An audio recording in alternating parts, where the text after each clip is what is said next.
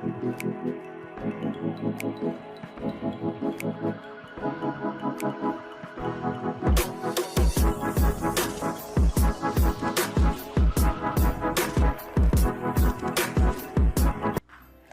sahabat cerdas, salam jumpa.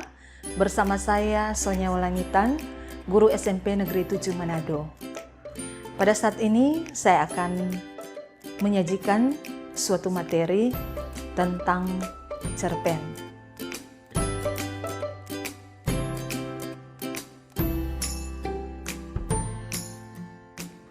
Di akhir pembelajaran ini diharapkan kita dapat mengetahui apa itu cerpen, ciri-ciri cerpen, unsur-unsur cerpen, dan struktur cerpen. Cerpen adalah salah satu karya sastra dari beberapa karya sastra yang kita kenal selain novel, puisi, ataupun drama. Dan yang paling diminati di sini adalah cerpen, teristimewa di kalangan anak remaja. Cerpen itu sesungguhnya adalah suatu jenis karya sastra yang berbentuk fiktif, di mana menceritakan tentang tokoh-tokoh beserta konfliknya dan juga penyelesaiannya, dan di dalamnya singkat, padat, dan jelas. Kemudian kita lihat bagaimana jenis-jenis cerpen. Jenis cerpen ada 3. Yang pertama, cerpen mini. Kedua, ada cerpen ideal. Dan yang ketiga, cerpen panjang. Cerpen mini adalah cerpen yang memiliki 750 sampai 1000 kata. Kemudian cerpen ideal adalah cerpen yang memiliki 3000 sampai 4000 kata. Dan sedangkan cerpen panjang adalah cerpen yang memiliki panjang sampai 10.000 kata. Bagaimana dengan ciri-ciri cerpen? Ciri-ciri cerpen adalah yang pertama, terdiri dari kurang dari 10.000 kata. Kemudian ciri yang berikut bersifat fiktif. Kemudian ciri selanjutnya bahwa cerpen itu terdiri dari satu alur atau alur tunggal. Cerpen juga bahasanya sederhana dan mudah dimengerti. Dan tokoh-tokoh yang ditampilkan juga di situ adalah sederhana. Dan selanjutnya cerpen itu memuat kesan dan pesan yang baik. Nah, bagaimana dengan struktur cerpen? Struktur cerpen terdiri dari 4 bagian. Bagian yang pertama adalah orientasi, yang kedua rangkaian peristiwa, dan yang ketiga komplikasi, dan yang terakhir adalah resolusi. Untuk bagian pertama orientasi, di situ penulis cerpen memberikan pengenalan tentang waktu, tentang suasana, dan tokoh-tokoh yang ditampilkan. Yang kedua adalah rangkaian peristiwa. Dalam rangkaian peristiwa di sini, penulis memberikan rangkaian peristiwa demi peristiwa yang terjadi, dan ada juga peristiwa-peristiwa yang tak terduga yang terjadi. Dan yang ketiga adalah bagian dari komplikasi. Bagian komplikasi di sini adalah yang menjadi puncak dalam cerpen. Di sini penulis menggambarkan adanya solusi, adanya konflik-konflik yang terjadi dari setiap tokoh-tokoh. Dan yang terakhir adalah resolusi. Dalam resolusi ini, penulis menyampaikan solusi ataupun masalah-masalah yang terjadi itu sudah ada penyelesaiannya. Dan di sini juga penulis memberikan rangkaian cerita pada akhirnya. Nah, selanjutnya unsur-unsur dalam cerpen. Unsur-unsur yang ada dalam cerpen ada 2. Yang pertama, unsur intrinsik, dan yang kedua, unsur ekstrinsik. Unsur intrinsik dalam cerpen adalah unsur yang membangun cerpen itu secara ke dalam atau yang di dalam. Di antaranya, pertama, ada tema. Tema itu adalah yang menjadi gagasan dari cerpen itu sendiri. Kemudian yang kedua, ada alur. Alur adalah rangkaian peristiwa yang terjadi dari awal, pertengahan, sampai pada akhirnya. Kemudian yang ketiga, latar atau setting. Di sini dilihat dari latar tempat, latar suasana, dan latar waktu. Misalnya, waktu pada pagi hari, siang hari, suasananya menyenangkan, dan sebagainya. Dan yang berikutnya adalah penokohan dan tokoh.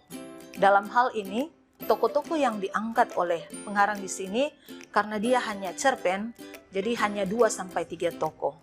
Dan tokoh yang disampaikan tentu kita tahu, ada tokoh antagonis dan ada protagonis, atau tokoh baik dan tokoh jahat. Dan penokohan di sini dilihat dari sifat para tokoh. Misalnya sifatnya ada yang baik, ada peramah, pemarah, pendiam, dan sebagainya. Nah, selanjutnya pesan atau amanat yang disampaikan. Dalam cerpen ini, hal yang terakhir di sini ada amanat, ada pesan moral yang disampaikan. Lewat cerpen yang disampaikan mungkin dalam cerpen itu tentang seorang anak yang berbakti kepada orang tua. Nah, tentu ada amanat yang disampaikan di situ. Sebaliknya mungkin ada anak yang tidak baik terhadap orang tua. Nah, pesan apa yang diangkat di situ? Nah, selanjutnya tentang unsur kedua, yaitu unsur ekstrinsik dari cerpen itu sendiri. Unsur ekstrinsik terdiri dari ada 1, latar belakang pengarang, kemudian yang kedua, biografi pengarang, dan yang ketiga, aliran dari pengarang itu sendiri. Dari latar belakang pengarang, dipengaruhi oleh ada sosial budaya, ada suku, agama, ideologi, dan budaya dari pengarang itu sendiri. Nah, ketika pengarang itu memberi atau menulis cerpen itu, nah, otomatis dia akan terpengaruh dengan misalnya unsur budayanya, di mana dia tinggal, atau unsur sukunya, ideologi yang dianut. Nah, selanjutnya untuk biografinya, menyangkut kehidupan dari pengarang itu sendiri. Ketika dia menulis akan cerpen ini, bisa saja dia menulis akan apa yang dialami. Yang dialami dalam kehidupannya dia tuangkan dalam cerpen itu. Walaupun itu hanya secara fiktif. Tapi itu benar-benar terjadi dalam kehidupan dari pengarang. Dan yang ketiga adalah dipengaruhi oleh aliran sastra. Ketika mungkin dia menganut aliran sastra idealisme atau romantisme dan sebagainya, nah dari situ dia akan terbawa dengan cerpen yang dia buat. Nah, selanjutnya bagaimana dengan fungsi sastra lewat cerpen ini? Kita lihat ada fungsi rekreatif, ada fungsi didaktif, ada fungsi statis, ada fungsi religiusitas, dan ada fungsi moralitas. Nah, untuk fungsi rekreatif, di sini kita melihat bagaimana lewat cerpen ini pengarang bisa memberikan ada rasa suka, ada rasa senang, dan ada rasa gembira ketika menikmati akan cerpen ini. Kemudian unsur didaktik, menyangkut pendidikan. Jadi dalam hal ini, di dalam cerpen ini disisipkan adanya hal-hal yang bisa mendidik, hal-hal yang baik yang tentunya bisa diikuti oleh para ataupun penikmat sastra itu, dalam hal ini cerpen. Dan yang ketiga, menyangkut estetik. Jadi dari cerpen ini pengarang bisa memberikan estetika atau nilai keindahan, sehingga penikmat sastra ini dalam hal ini cerpen, dia bisa melihat keindahannya dari segi mungkin bahasanya, dari segi penceritaannya, dan sebagainya. Dan fungsi selanjutnya yaitu fungsi moralitas, di mana di dalam cerpen itu terkandung nilai-nilai moralitas yang harus diketahui, moral yang baik dan mana yang tidak baik.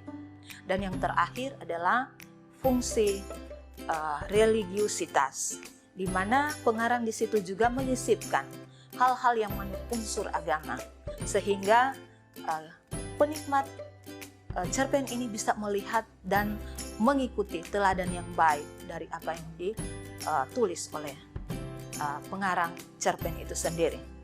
Nah, dari sekian penjelasan yang sudah disampaikan tadi, dapat disimpulkan bahwa sebenarnya cerpen itu adalah merupakan suatu jenis karangan fiktif yang dibuat oleh pengarang. Dan dalam proses pembuatannya, tentu memperhatikan unsur-unsur yang sudah disebutkan tadi, menyangkut ciri-cirinya, fungsinya, dan lain sebagainya. Nah, demikian penjelasan saya tentang cerpen ini. Semoga bermanfaat dan terima kasih.